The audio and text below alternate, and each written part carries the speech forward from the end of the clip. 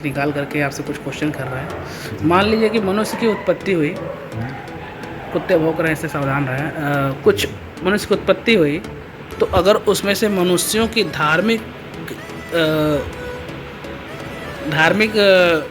वही व्यक्तिगत धार्मिक अगर हटा दिया जाए तो फिर कैसा आगे रहेगा आप जैसे मतलब मैं बताना चाहूँगा एज ए स्टूडेंट और एज ए स्टडी मेरी जहाँ तक मैंने अभी कुछ पढ़ा जो है, जो भी चीज़ें पढ़ा है, अगर मैं ये कहूँ, अगर मैं अपने निजीगत तौर पे और अपने कुछ तथ्यों की बात पे अगर मैं कहूँ, अभी मैं तथ्यों का सोर्स बताऊँगा मैंने तथ्यों को कहाँ से लिया है।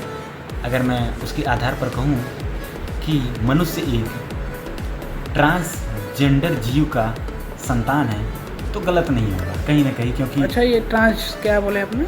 जैसे ट्रांसजेंडर जैसे नर होता है, मादा होता है, लेकिन गुणसूत्रों की कम अथवा अधिकता के कारण जो कोई तीसरी प्रकार की प्रजाति पाई जाती है, या तो उनमें लैंगिक अंगों का विकसित नहीं हो पाना, या फिर अन्य प्रकार के जो लक्षण हैं वो नहीं आ पाते हैं, तो वो ट्रांसजेंडर में आते हैं। ठीक।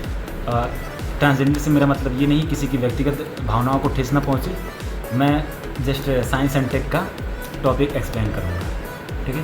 तो मैंने क्या बोला कि मैं अगर ये कहूँ कि कोई भी इंसान, कोई भी व्यक्ति यहाँ पे धरती पे, महिला हो, पुरुष हो, कोई भी हो, यहाँ तक कि मनुष्य की उत्पत्ति की बात करें तो इसमें कोई गलत नहीं होगा कि यह एक चिंपैंजी के ट्रांसजेंडर प्रजाति से उत्पन्न हुआ है। कैसे?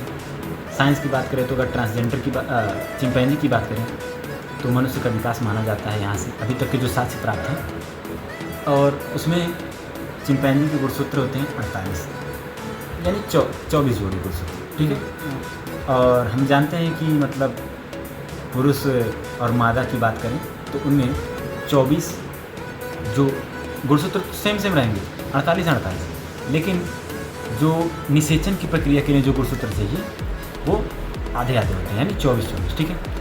तो अब या तो सब चिंपैंजी थे, 4 पैरों पे चलते थे, और किसी में गुणसूत्रों की संख्या 23 हो गई या फिर 25 हो गई, टोटल 48 हैं।